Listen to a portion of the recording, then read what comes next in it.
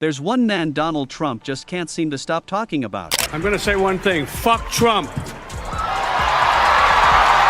It's all out of insecurity. He's deeply, deeply insecure. He is a malignant narcissist. He's a socio-psychopath.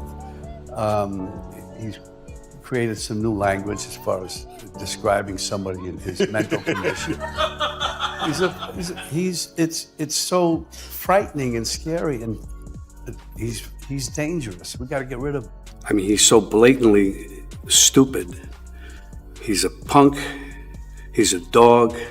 He's a pig. He's a con, a bullshit artist, a mutt who doesn't know what he's talking about, doesn't do his homework, doesn't care, thinks he's gaming society, doesn't pay his taxes. He's an idiot. Colin Powell said it best. He's a national disaster. He's an embarrassment to this country. It makes me so angry that this country has gotten to this point, that this fool, this bozo, has wound up where he has. He talks how he wants to punch people in the face. Well, I'd like to punch him in the face. This is somebody that we want for president? I don't think so. What I care about is the direction of this country. And what I'm very, very worried about is that it might go in the wrong direction with someone like Donald Trump. There's a big group of people in this country who believe that he cares about them. I am totally dumbfounded, baffled by that. I can't understand it. And it's a thing that we've seen over decades and decades. And he's a what's it, Tammy Faye and the other one? Yes. Same thing, give us your money, we're going to save you. Yeah, televangelist. Yeah. It's just the same thing. And it's so obvious.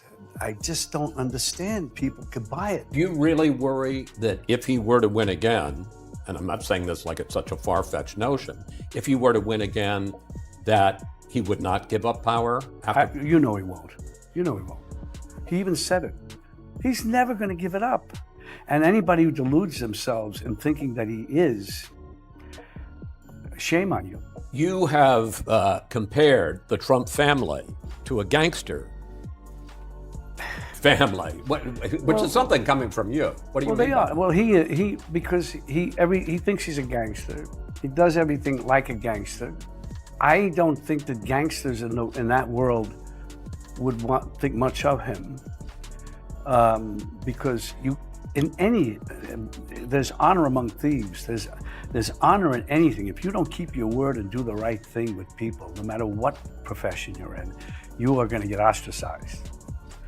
And in that world, it's a little harder. Shame on those Republicans that don't have the nerve, the balls to go after him. What do they tell their kids? What do they tell their grandkids later when it's written in history books what their role is and what they did, and they allowed him to do this? He's an outright criminal, and they're still buying it. We're in a very bad situation. I remember you and I about 5-6 years ago talking. I'm down at the Spring Studios. Something about, I said, what just happened just happened. No, it didn't. It didn't happen. It's all about truth. And what we have here is a denial of truth all over the place. And even the speech that he made after is insane.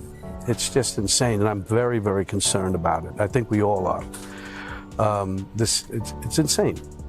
So that's why I felt I had to do something, say something about it, to go on record.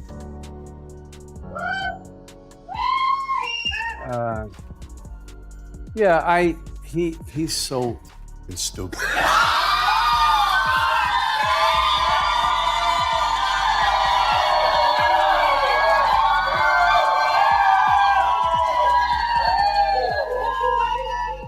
I mean, look at the lame, inane things that he said. He's so stupid, he can't even say anything clever or smooth. He's a moron.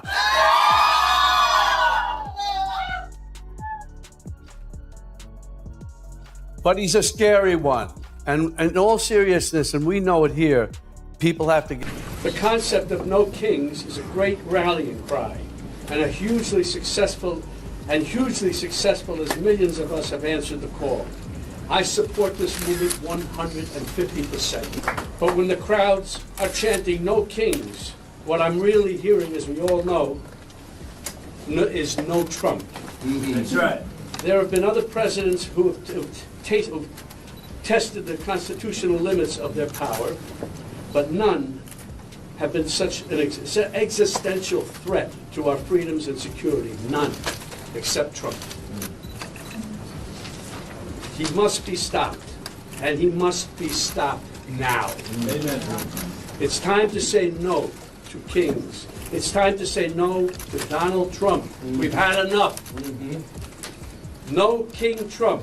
No unnecessary wars that rob our resources, sacrifice our brave servicemen and women, and slaughter innocents. No corrupt leader enriching himself and the Epstein class buddies.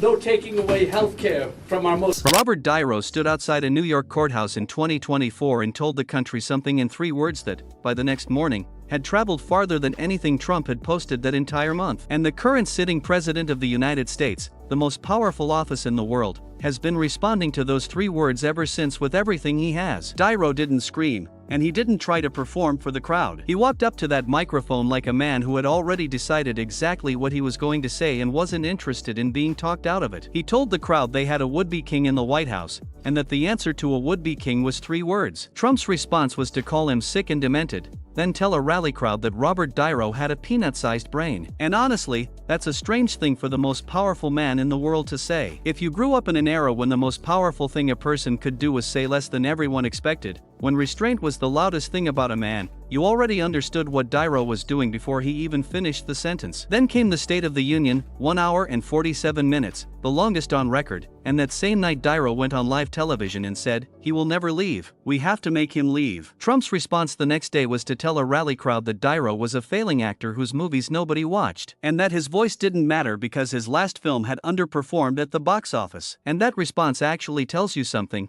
because the President of the United States, responding to warnings about democracy and the concentration of power, chose to attack an actor's opening weekend numbers, as if ticket sales determine whether a warning is worth hearing, as if the size of a Friday gross decides whether the truth is true. A man who is winning doesn't keep track of the box office numbers of the people criticizing him. He just doesn't. And then came the night that made everything else make sense. Kimmel came back on air after 6 days, with 6.26 million people watching, the highest rated episode in the history of Jimmy Kimmel, and Kimmel had something planned that nobody expected. The screen lit up, and instead of FCC Chairman Brennan Carr, there was Robert Dyro playing Trump's own FCC chair as a Goodfellas-style mob enforcer, with a heavy Brooklyn accent, completely in character, announcing that he had been appointed by, exact quote, Sir Trump, for whom he used to do some work. The studio lost its mind before he even finished the sentence. And his opening line, the line that millions of people heard and knew they would remember, was, "You tell Whoopi over there. She better show a little respect, or the only view she's getting is from under George Washington. The bridge, not the guy." Then Dyro's character announced the FCC's new policy, "Speech ain't free no more. We're charging by the word now." Trump posted the next morning that Dyro was washed up, that the sketch was pathetic, and that nobody cared. Then he moved on, the way he always does, while Dyro was somewhere not posting anything at all. And that's where we find the people in the story nobody told you about, because the patterns repeat, and when you slow them down, you start to see them.